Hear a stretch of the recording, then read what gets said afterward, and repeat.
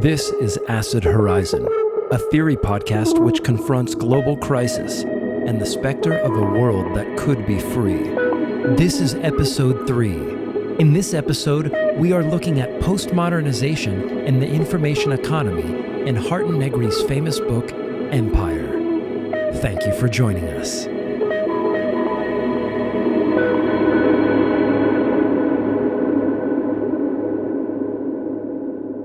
Welcome to Acid Horizon, the theory podcast. Today we are talking about Empire, Hardt Negri's famous work of political philosophy, a work which observes new tendencies and dynamics under the paradigm of neoliberalism. In particular, we are looking at the chapter within the book entitled Postmodernization, or the Informatization of Production. This was a book that Matt has decided upon for his contribution to the syllabus, but before we get to that, we need to talk about the fact that we don't have Afreen with us today. Yeah, so it's been amazing having Afreen on so far. And unfortunately, she had to take a step back because of her field work and her research going on in India at the moment. And obviously, during global coronavirus, and that's entirely understandable, she's still going to be helping us out with some of the social media and some of the organization and things like that. And hopefully, in the future, we'll be able to have her back on. We are also still planning to discuss her chosen text on Bataille, where we've also got her input on her ideas there too. So we wish her all the absolute very best, and we hope that in the near future we'll be able to have her on. Yes, I hope so too. I'm going to let Matt take the lead for most of this episode. So maybe, Matt, can you start us off with a little bit of background on the book? Yeah, sure. So it was published in 2000, and obviously a little bit before my time reading theory, but from everything I gather, it was kind of a lightning in a bottle. Marxist theory had kind of been struggling for a little bit in understanding some of the new forms of power and politics that were emerging at dawn of the year 2000. And Hardt and Negri wrote this book together collaboratively. It's the first of 3 in a trilogy, I suppose you could call it. And broadly, what they're trying to do here is they're trying to understand and provide a kind of Marxist analysis of the rise of globalization as they were seeing it then in 2000, and then how you understand notions of imperialism, production, development, internationalism, all these kinds of complex global issues in an age which is more defined by global issues than any other previous age, really. And so, yeah, that's the broad focus of the book. And in each chapter, they tackle some sort of different topic and different idea. It does operate in a broadly Marxist framework, but it's been called sort of post-Marxist, and that's probably fair because there was much indebted to thinkers like Foucault, who we've talked about before and we'll be talking about that again, as well as Deleuze and Guattari, and even a bit of Spinoza and some other thinkers. So if it's Marxist, then it's an unconventional one, but I think in a way it's all the more interesting because of it. I think that's true. And arguably, this is a work of postmodernism. So once again, we are now running up against the inevitable frustration to clearly define what postmodernism is. In the chapter that we're looking at in Empire, Hardt Negri gestured towards Frederick Jameson, who claims that we will not know postmodernism without looking back upon it. So now, as we undertake a retrospective of this work here on this show, I have 2 questions to start us off. The first is, are we in a better position to say what postmodernism is or was? And number 2, as Hardt Negri call postmodernization informatization, are these concepts still somehow useful in today's political analysis? Yeah, I think to answer the first question, I would say no, right? The concept of the contemporary and the concept of the postmodern, I think, run up against each other. And I think when it comes to economic formations, the second question, I still think broadly we're reeling with the reality of the informatization of economy, right? We're all recording this in the midst of a pandemic, and when you look at this sort of objectively, and you look to kind of the statistical analysis, right, we see that hourly wages went up. There's something kind of remarkable there. Nobody knows why for about 2 seconds, and then you go, oh yeah, because while we might exist in a primarily like service-based economy or one that is primarily the result of the informatization of economics, right? There are people who work in entire fields that sit above finance, right? They get to continue to work because their work is primarily non-corporal. But there's an entire sector of the U.S. economy that is reliant upon older formations, direct labor. And as Hardt and Negri discussed, those will still exist as we leap into kind of new economic formations, but they'll be reliant upon this informatization. So I think to your first question, I don't know if we're at a point. I'd be interested to have that debate. I don't think we are.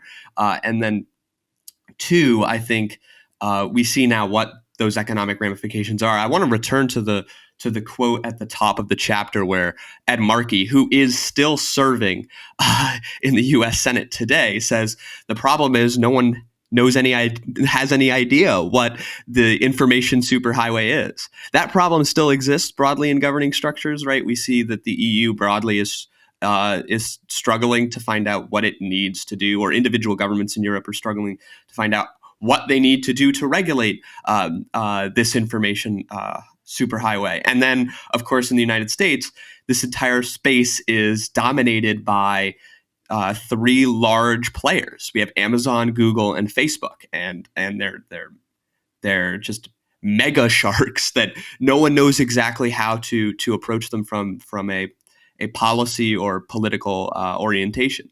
So, yeah. Maybe to put a finer point on things, in the beginning of this chapter, they talk about different economic paradigms. And there are three that they outline. The first being an agricultural paradigm that involves the extraction of raw materials from the earth. Then the second paradigm would be the modern age with the manufacturing of durable goods. And now we have the arrival of informatization, which is the production of information, services, and immaterial labor. So maybe we'll just shift to Matt right now, and he can answer the question of what is informatization? Yeah, so one of the things I found surprising reading this again is just how accurate it was in so many different ways, actually. So I agree with Will, actually, that probably haven't come that much further on since this book. And one of the reasons is that at the start of this chapter, they present a critique of sort of the orthodox United Nations developmentalist approach to how economies grow and develop. And one of the points which they try to emphasize quite a bit, and I think it's a really important one, is that it isn't as simple as just that there's three stages. There's a sort of agricultural, then there's a sort of manufacturing stage, and then a sort of information stage, right?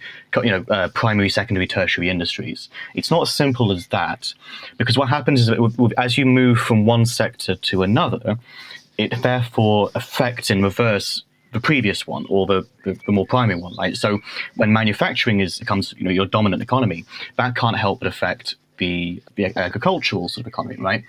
But it's also more than that, because it also has to be looked at in a global perspective. And so they make this point that if you look at England and France as they began to industrialize, and the position they were in a global sense at the time, it's very different to what would happen to what is and has happened to countries in more recent years when they've hit that sort of that stage of serious, rapid, and advanced industrialization. So on the one hand, they're bringing to bear certain post-colonial critiques of this orthodox approach, but they also want to sort of kind of step back from the idea that the solution is therefore to sort of shut yourself off in a global sense and try to develop in isolation. They're not convinced that that's really the answer either. But they do, I think, add something interesting there, that this traditional perspective can't really take into account the qualitative shifts that go on in the development of an economy through these different modes, and also how it factors into broader structures of power in a global sense, where the industrialization of certain countries, certain areas of the world, much of the global south in particular, in some sense is limited or made useful to the global north in a quite restricted sense, which can never really go any further because of this, what we call empire, right? So I think they bring something really interesting to the table there, to be honest with you, in terms of how we think about these industries and these sectors. I'd like to hit upon this distinction between quantitative and qualitative aspects of the economy. I know in reading this chapter, one of the things that they had mentioned was that with the agricultural phase of development was forced to undergo a shift when it encountered manufacturing, and capitalism changes again as it moves into the information economy. But capitalism changes in such a way as to subordinate manufacturing and agriculture to new pressures.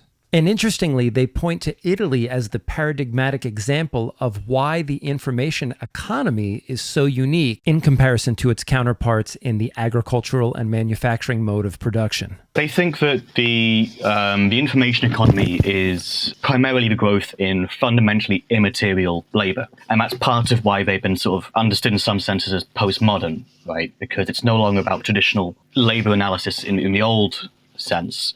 They think that intrinsic to the information economy are three kinds of immaterial labor. On the one hand, there's what we were just talking about, which is, I can never pronounce it properly, I don't know why we insist on this word, informationalization of secondary sector production, right? So once you hit this level of development and technology, it doesn't just quantitatively grow as a share of the overall market of that economy. What happens is it also affects a qualitative shift in the manufacturing industry as well. So the information is already built straight into the production process. And they talk about this. So it's less about producing as many cars as you can in a short amount of time as possible, because you can rely on a fairly steady rate of demand. It's now about being so aware of the data on the markets and the demand and the specific people ordering a particular part or whatever. I mean, it's a growth in this just-in-time model. And aside from that, I think there are two other really important ways in which the economy has changed now that we're 2000, obviously we're a few years on now, but and many people will be familiar with this. But second is this growth in analytical or symbolic tasks, which are primarily not about producing commodities as such. It's about the ability to manipulate symbols, sort of semiotic skill. And that's a really important one as well, which we've seen in the economy in the last 20 years. And the third one is affective labor, and that's been talked about a lot in the literature since 2000. Broadly, it's what you would traditionally think of as service industry skills, whether that's working in a cafe or a bar, whether that's working in social work, these kinds of things. The work that you do is immaterial in the sense no kind of good or commodity is produced, but it is a kind of work which produces certain sort of somatic effects in another person. And many feminist scholars have talked about this in the context of the work that many women do, mothers in particular, as well at home, right? Often, well, in most cases, entirely unpaid. So they think that this information economy is dominated by these three kinds of work. There's maybe two more points that I want to tack on to what you just said. The first thing regards immaterial labor. The one thing that struck me is the way that computers and the internet, Wi-Fi, and so forth work in this economy, because in a sense, it tends to flatten the labor ontology somewhat, in the sense that it puts everybody in front of a computer and makes them reliant upon networks and so forth. And the one interesting thing that they mention involves the incredible elasticity or plasticity of information, insofar that it can bind to different kinds of capital. In places, for example, in the Northern Hemisphere, in the West, where at one time you had highly developed manufacturing economies, of course, there's a way in which information is going to function inside of these developed economies. However, this isn't to say that a society or a culture needs to complete a certain stage of manufacturing sophistication in order to utilize information within its economy. As was the case in Italy, it seems that even in places where manufacturing is said to be relatively underdeveloped, there are particular ways in which information capital can manifest. They also don't think that it works in the same way in every country. They're really trying very hard to get away from this either Whiggish or teleological view of history. And they talk about the fact that there's at least two different ways which this can happen. One is somewhere like Germany or Japan, where this informationization has been built directly into manufacturing, right? And that's one model. But the other one is something like what's happened here in Britain, where the economy becomes truly dominated by immaterial labor, i.e. finance, right? The manipulation of science, analytics, semiotic skills. And that's a very different way in which this can go. But maybe we can talk more about the way, for example, how the manufacturing model in Japan, which they identify as Toyotism, is an inversion of Fordism. Yeah, I think that's essential. Sometimes when Hardt and Negri are brought up in a discussion, it's sort of seen as, okay, well, this is an affective economy. This is a manipulation of science. It exists as kind of a tracing over on top of material labor. But I think it's moments like this where they talk about Toyotization, and showed the actual tangible material impact that this new emergence of the informatization has on conventional production. It's about tapping into behavior in such a way that it impacts material production.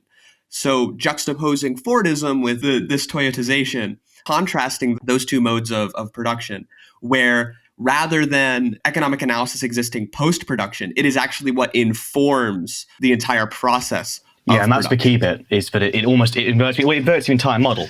And so it's built based on this just-in-time idea where it's so connected up in the first place, but it doesn't need to work in the same way. That's where they get to the really political bit here, right? And unless there's anything else you want to say, I think this would be a great time to get into the politics of what they're saying, because this idea of communication being built right into the process. So what we talked about so far is interesting, as analysis, historical, economic analysis of how the world is changing, but, from 2000.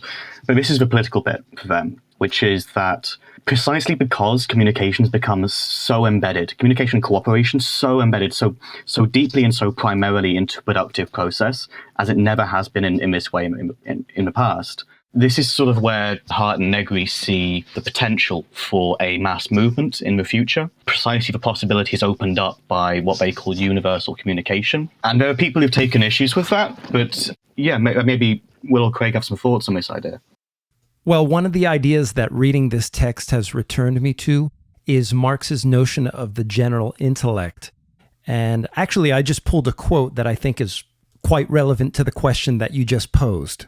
It says here that the development of fixed capital indicates to what degree general social knowledge has become a direct force of production, and to what degree, hence, the conditions of the process of social life itself have come under the control of the general intellect and been transformed in accordance with it. To what degree do the powers of social production have been produced, not only in the form of knowledge, but also as immediate organs of social practice of the real life process. So the notion here is that the development of fixed capital, and by fixed capital we mean infrastructure, the manufacturing apparatus of capitalist society and so on, entails a shift in the mode of production insofar as it allows knowledge and social collaboration to play a new role in the production of a new subjectivity. And so simply put, given that as a collective society, we somehow have and share in this knowledge and we share in the mode of collaboration, that somehow we will be able to produce the kind of subjectivity necessary to moving beyond capitalism. But I would argue that in some ways, the elaboration of our technical edifice in society has brought about the kind of capitalist realism that Mark Fisher talks about. Yeah, this is part of the problem. So, it's not necessarily a problem for them because they're very open about this, right? But it's not that they're not saying that this openness of communication is going to save us, right? But they're saying there's a possibility there, and there's dangers as well. One of them is, even in 2000, they were talking about the fact that although the internet inherently has a kind of rhizomatic structure, it was literally designed, as they point out, to survive nuclear warfare. But they're already acknowledging, even in 2000, that you can see corporations chomping at the bit to find ways of creating new monopolies in that market and to control that flow of information. I think it's important here to say that that this was 2000, and now when we look at companies like Amazon, right, nearly to over 50% of what Amazon does is actually AWS. It's actually Amazon Web Services. It's part of the edifice that the individual will never directly interact with, right? Like you and I purchase, I don't know, a mic arm for a podcast on Amazon, but there's this entire technological schema that exists behind it that is slowly starting to swallow up the entire structure of this system, at least on the financial side and the web hosting side. So I think you're right that these companies are all desperately trying to find a way to put a stake in the ground. I'm glad that you mentioned about Amazon and AWS, because there's a way in which the information apparatus of these companies has exceeded or surpassed many of the company's original functions like distribution and so forth. I think one thing that's interesting to point out here is that there is a less specifically technical dimension to the promulgation of data and information that I believe institutes a new form of biopolitics. through things like bureaucratic apparatuses of validation, processes of certification of individuals, bodies, people in job roles, and so forth, that mirror this kind of brute advance of technology and information that we're seeing in empire.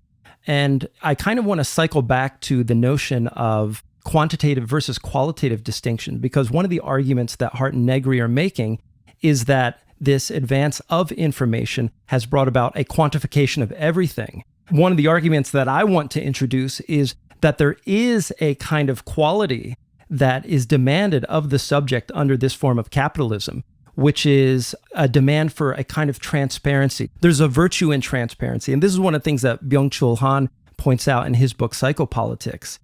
And I think it's important to define what transparency means here as a quality. It's anything that can be elucidated quantitatively, right? So there's a quality that brings about the necessity or the rubric of quantity.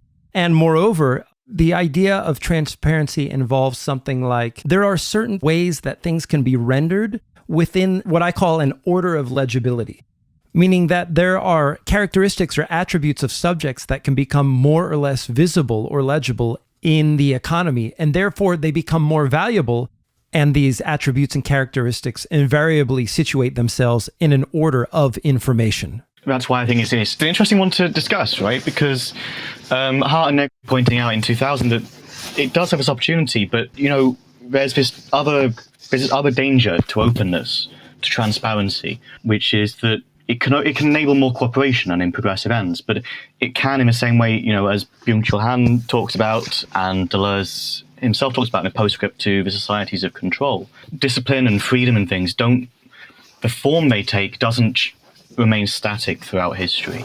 And so as we begin to understand the role that all this openness is playing in our ability to flourish as individuals, as communities, to be part of movements and so on, I think we're starting to have a more pessimistic view, I suppose, right, about the possibilities opened up by this communication, because as you said, Amazon Web Services, they basically run, I don't know the statistics, but it's something like half of the internet, something nearly there, half of every major website relies on them. And if it's not them, it's basically Microsoft and a couple of others who also run web services.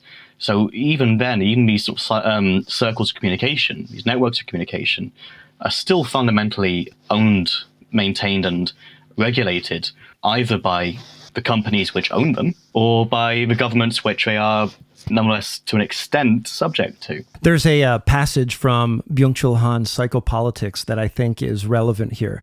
It says, "Now transparency is the buzzword of the Second Enlightenment. Data are supposed to be a pellucid medium. As Brooks describes them, data afford a transparent and reliable lens. The imperative of the Second Enlightenment declares everything must become data and information. The soul of the Second Enlightenment is data totalitarianism or data fetishism. Although it announces that it is taking leave of all ideology, dataism itself is an ideology. It is leading to digital totalitarianism. Therefore, a third enlightenment is called for, in order to shine a light on how digital enlightenment has transformed into a new kind of servitude." One of the things that I will say right off the bat, in my experience as a teacher, and this is something that Mark Fisher points to as well, there seems to be this incessant pathway towards what he calls permanent credentialing. There are so many bureaucratic bodies involved in the creation of a teacher, not only at the state level, but also there are more informal bodies, in the form of trainings and seminars and continuing education and so forth, which, in my critique of them, I will say that there are good things to be found. You can use these seminars and these conferences as a way to build up one's professional skills, but it all mirrors the data economy in the sense that we're constantly building up this form of managed collectivity in which we are under constant scrutiny. And this dynamic gets reflected in the way that we grade our students in very granular ways. Every activity has its own specific rubric that goes with it. And we tell ourselves that this is a good thing because we are gleaning important data about our students. but there's an anxiety that circles around the whole thing, that if there is some sort of unmeasured, unproductive moment in the process, things will come undone. Yeah, and I think too, though, that the creation of these information highways can just multiply technologies of discipline. When I hear the credentialization of like the education industry, what I think of is Foucault. I think of the reality that one's social existence is predicated upon where they exist in a hierarchy, right? Whether I have a BA, an MA, a PhD, what kind of institutions, what networks I exist in, and through this conversation, I was reminded of a quote in Deleuze's essay, What is the Creative Act? Where he says, you do not confine people with a highway, but by making highways, you multiply the means of control. And I think that, when he says that we can exist kind of quote unquote freely while being perfectly controlled is the fundamental center of this discussion that we're having right now.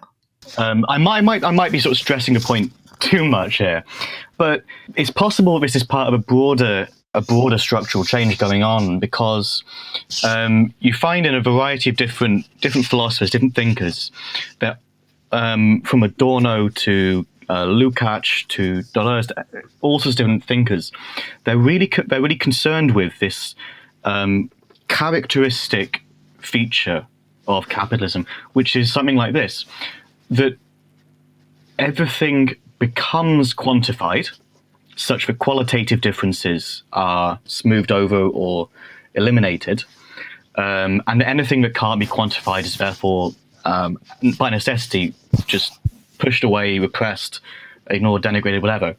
And we come at it from different angles. But, if you go back to Adorno, one of Adorno's problems, one of his issues, I suppose, was what he called identity thinking, which was this tendency, not just under capitalism, but also he thought through many philosophers, to reduce the singularity of something, its specificity, its uniqueness, down to it simply being an instance of some broader concept or idea. Right, and that's a little bit of a simplification. That's broadly his problem, and that's part of what's going on. I think when we talk about, you're talking about education, right? We can get data from students, right, and then we can monitor progress and things.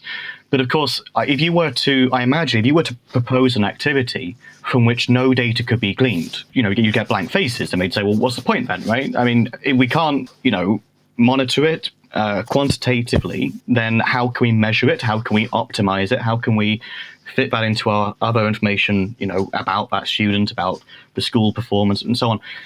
Everything has to be quantified, and that's how you lose all these qualitative important differences. But I also think that that's an issue where neoliberal capitalism runs the gamut on data analysis. So ideologically, in an information economy, looking for alternatives, right, and this is part of capitalist realism, becomes extraordinarily difficult if we presuppose the burdens of any post-capitalist structure to have to replicate the particular data that we have under the current regime, right? How can we maintain this particular level of productivity, this GDP? And it's a burden that exists on those who are trying to formulate futures that are not this particular social organization. If there are any instances in which we're not measuring something, or we're allowing for rest, repose, or some sort of non-productive moment, there's always a productive justification given to those moments. Yeah, and Adorno had he had a great essay on this called Free Time, and he makes a number of really, really profound points, and one pithy one, which I kind of love still. I think he says something along the lines of, he says, just stop and think for a moment. These two words in front of you. Free time, right? And he says, well, what's the other side of that? What's the other side of that coin? And it's kind of a pithy point. I mean, he does go on to make a much more sophisticated argument about it. But he makes this point about how even your, quote unquote free time is still meant to be used in a productive and efficient way, so that you can be rested up, so that when you do return to work, you're able to work more productively then, which I'm sure, many people in these circumstances with COVID-19 are probably going through, right? Where you've got a global pandemic going on, you've got loved ones who are in danger, you've got no idea what's going to happen in the future. But I imagine there's many people, either maybe you two or any listeners, who are struggling with this, right? They're being pressured to sort of make make use of their free time in this way. It's all about quantifying this time, productivity, and energy to maximize it. It's not uncommon to go on Reddit or Facebook these days and see, hey, if you didn't develop a new skill during the last 2 months, what were you doing?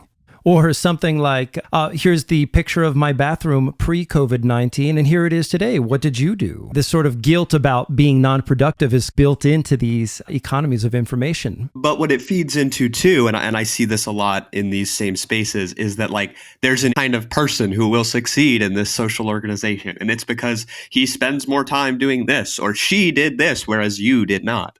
I think there's an issue there. But what the information economy does, though, is that it finds ways to capitalize on that free time, right? So we've all clicked onto a service to record this discussion. Our service provider knows what we're doing, and what they're finding is our particular trends in our activity, which quantify across all of the users in my region, all of the users in my state, and then that data is bundled and sold to data analysis companies. Then they turn it into something quantifiable, and then they send it to someone who makes qualitative assertions about it, and then they sell it to banks, to advertisers. And the reality is, like, we're creating value simply by clicking on cat photos or looking at pornography. And there's something inherently terrifying about that, but it's just the reality. And there's a really, really good book I read recently. It's by Jenny Odell, and the title, it's not a great title, but it's called How to Do Nothing, Resisting the Attention Economy. And it sounds like a kind of self-help book, right? But it's not. It's quite a sophisticated political book. It engages with Deleuze and with Franco Bifo Berardi as well. Those two just in the first chapter. And she's really interested in what it would look like what it means to have space to concentrate, to think, to reflect. Given that at every single stage we're being told to talk more, tell us more, what are you thinking, what do you want to do?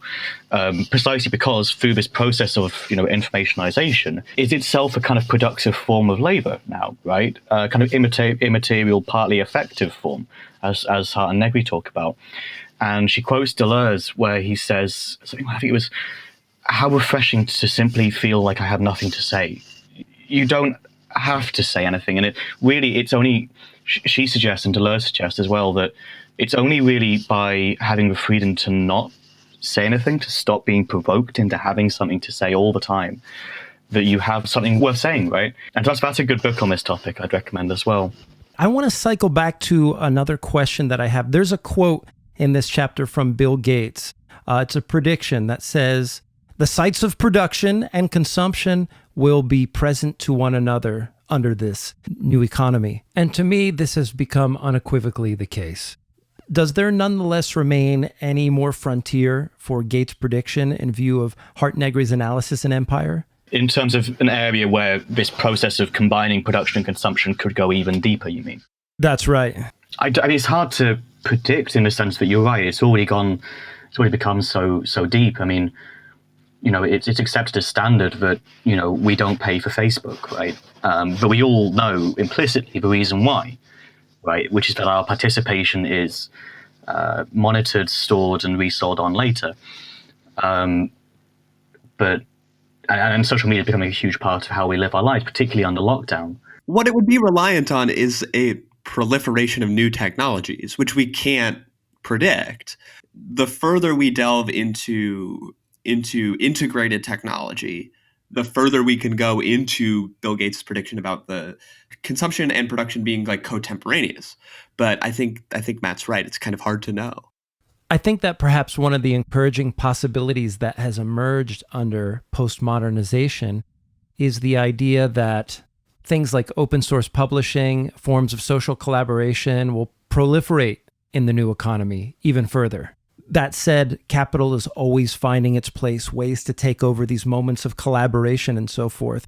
But one of the things that Hardt Negri say in this part of the chapter that really interested me, which I think could indicate a revolutionary possibility, is that the information economy somehow unsettles the contractual power of bourgeois liberalism. I think when it comes to thinking about, for example, the kinds of collaboration and interactions that happen in social media spaces, for example, or in open source publishing and that sort of thing, I think we see that. I think we see a supersession of the contractual. I agree with that, but the other thing is, but it also, in their view, like this in 2000, it also begins to supersede traditional labor bargaining, right? And this is really huge for me. It's something we absolutely have seen progressively, significantly since I published this book, which has precisely because the manufacturing process, for example, the manufacturing industry has become so deterritorialized, as in it doesn't actually have particular need of any given group of laborers, but it's all part of this much broader global information network. It massively reduces the bargaining power of any specific group of employees, because the barriers to that company being able to simply close down the factory, move over to another country, right? The barriers have been decreased, which, obviously isn't to say that it's okay, but it's also to say that, an ethical perspective on this isn't really part of the equation. This is just part of how the economy objectively develops, or has developed. And so it affects both the kind of rights that you were talking about, absolutely. Even more worryingly, I suppose, it's also, as we absolutely have seen, it's undermined the ability of unions and workers to actually collectively assert their rights and their dignity. I think that there's this creation of opening, but I think it all returns to control. I think that this text fundamentally shows that the creation of of a desire to manage and manipulate information shows that we are fundamentally moving away from a productive economic organization towards one that relies entirely on control as its product. So I think there's very little space for utilizing these things as zones of organization. I know that they show that they're in the essay, they're particularly keen on seeing the communal opportunities present in these organizations. I have a much more pessimistic view about that. So I think it all comes down to control. There's one more section of this book that I want to go back to that I think if we don't hit upon this, we've done an injustice to the reading. And that's the section that they've entitled The Illusions of Development, and this notion of the developmentalist view of capitalism.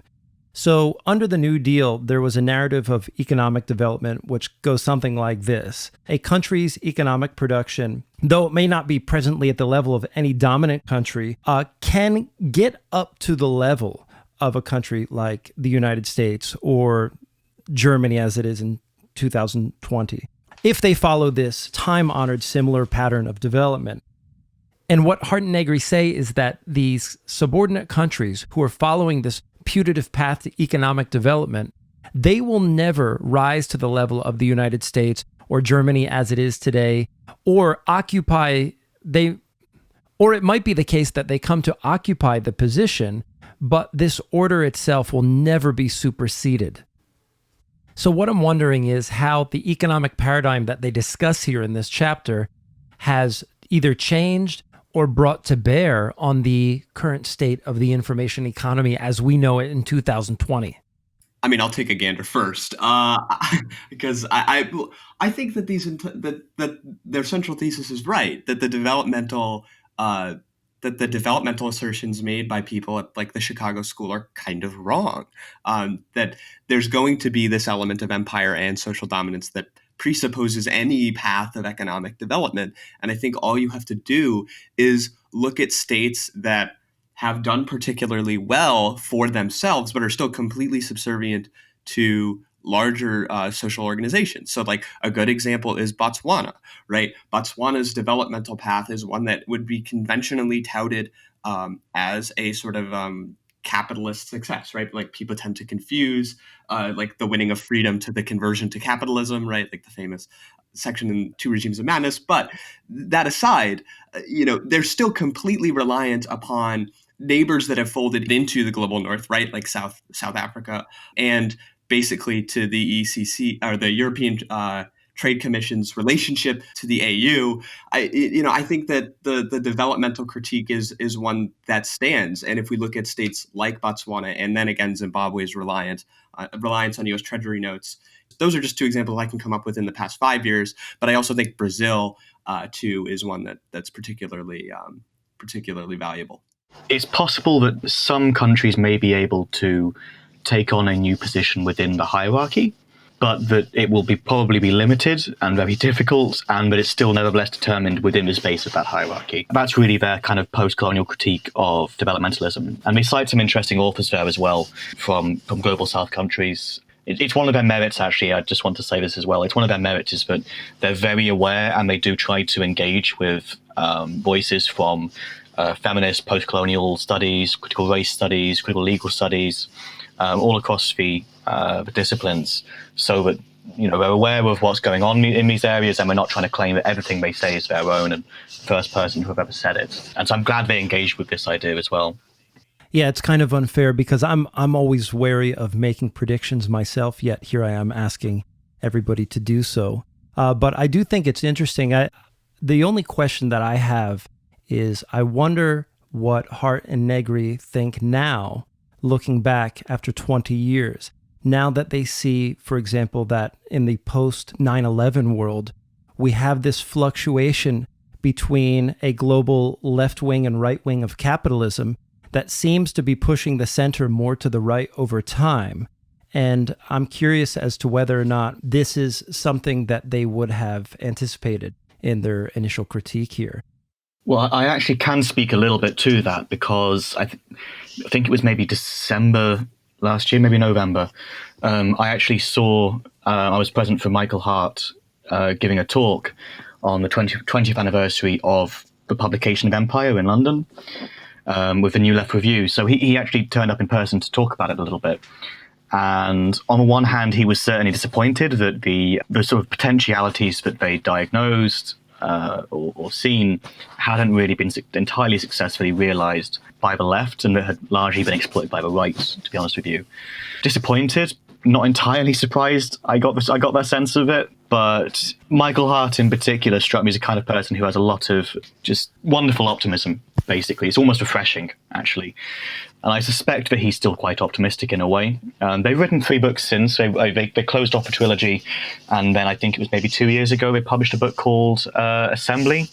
I haven't read that one, I'm afraid, so I can't tell you too much. But I know that one of the things I tried to focus on since then is this idea of the multitude, which was introduced in this book, but not really explored in too much depth. But broadly, and again, I would probably need to read more myself on this to speak authoritatively, but it's their idea of what this new kind of quote-unquote proletarian movement is going to look like. And they think it's going to look quite different to the one that Marx envisioned. They think it's going to be a lot more diverse, composed of many more heterogeneous groups in strange, unconventional sort of alliances, linkages, but which are necessarily produced by the informatization of the economy, which is how they link up, the economic with political here. It's still political economy. Michael Hardt, at least I know, is still relatively optimistic, but he is, I think he expected to, a little bit what happened, unfortunately. I have one more big question on my agenda here, and I'm going to connect it to something that you just brought up right now.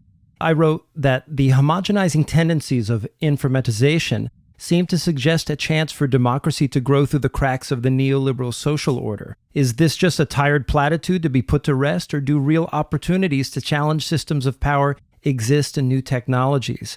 And I'm glad you brought up the concept of the multitude, because it's often one that's juxtaposed with a critique made by Slavoj Žižek that, look, we can try this, locally grown, rhizomatic, multitude-flavored praxis, but what we really need is a kind of refurbished global communism. Is there a chance for a synergy between these kinds of ideas? I mean, there doesn't seem to be any specific program articulated in either one. And given the current circumstances with COVID-19 and where we're at now with the global economy, I understand I'm asking quite a big question right now.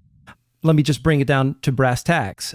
Does the development of an information economy give us any real opportunity to advance the establishment of a new social order and a new economy? And is there any way that we can reconcile the tension between Hardt and Negri's view of a multitude-informed view of praxis and Žižek's critique? I think the problem here is that, the famous, the revolution will not take place on Twitter.com. And And I think the issue here is that the technology that we use, or technologies that we have to engage in this sort of globalized discussion, are already part of the homogenization.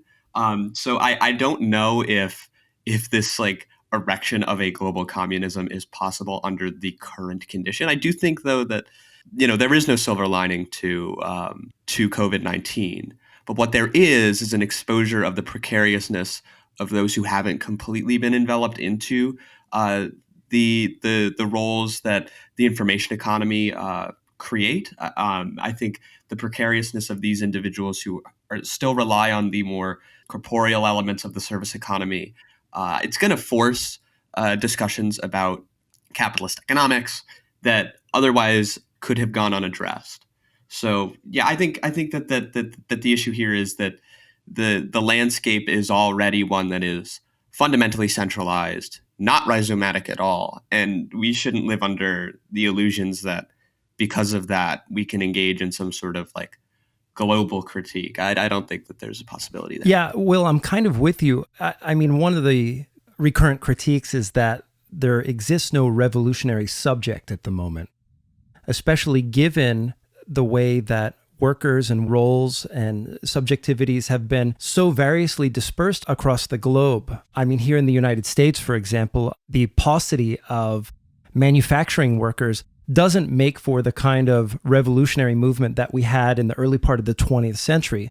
But I'd like to go to Matt, because I know these are discussions that Matt and I have had behind the scenes, especially in terms of talking about Dark Deleuze and Tikkun. So maybe, Matt, you can take it away. Yeah, so if it's okay, I wanted to say something about, because you brought up Zizek earlier, and Zizek actually occupies a pretty interesting space in this debate, because for a long time he was very good friends with Ernesto Laclau, and Laclau's wife as well, Chantal Mouffe. They all wrote on the topic of populism, right? In particular, left populism, what politics means. What happened was that for a long time, because they all shared this broadly Derridian, psychoanalytical, Hegelian-ish sort of perspective, they all had a lot of common ground, but then Zizek began to diverge from them, and he wrote a really, really good critique of Laclau, unfortunately. It's unfortunate, really, but it's a great one, called Against the Populist Temptation. So we're talking about sort of left tactics, or strategy, moreover, movements, whatever, how you organize anything. Zizek became quite disillusioned with the idea of a kind of left populist movement. He thought that it would essentially collapse. He thought what would happen is either it would become straightforwardly Leninist again, or it would devolve into a kind of liberal pressure group. And the third risk, which he identified, this was many years ago as well, was that the left would be playing this game on ground which was much more fertile for the far right. I won't go into detail here, but he thinks there's these habits of populism which consist in defining an enemy. You define an enemy, and therefore you are united against this enemy. He thinks that always works to the far right more than it does the left, because the left has to talk about structural issues, right? About, it's not just that the bankers are bad, it's that it's a whole system, like capitalism. Whereas the right are very happy to take particular figures, or groups of people, and name them as the enemy.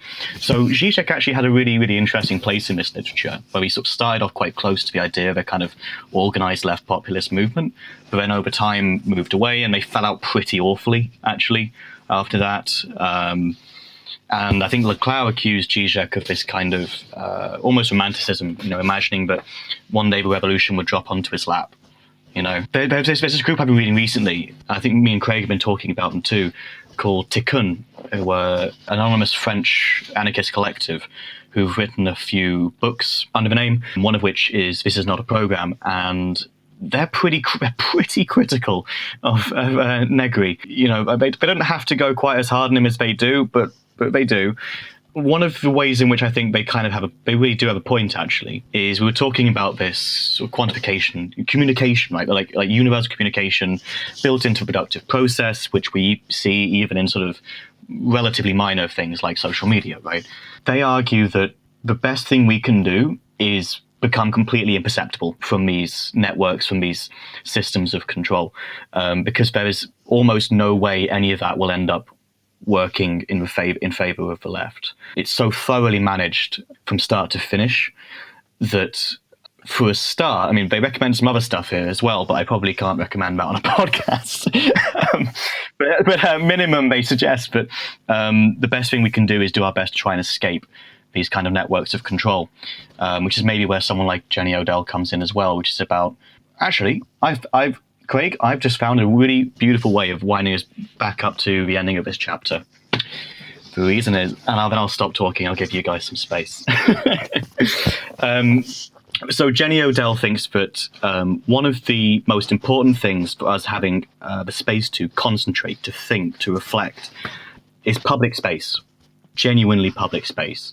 And Hardt and Negri at the end of this chapter talk about how relentlessly globalized capitalism privatizes every single thing it can get its hands on, right? Every kind of public property becomes completely privatized and sold off into hands and, rendered into profit, which is how you find in so many cases, beautiful ancient forests or parks or gardens or libraries, sold, closed, demolished, and then turned into flats, right? And this is what Hardt and Negri return to at the very end of this chapter, because they say, on the one hand, that's clearly true, that's clearly happening, right? On the other hand, there's this sort of countervailing tendency with the internet, and they're not sure how it's going to go in terms of corporations buying up ISPs and things like that.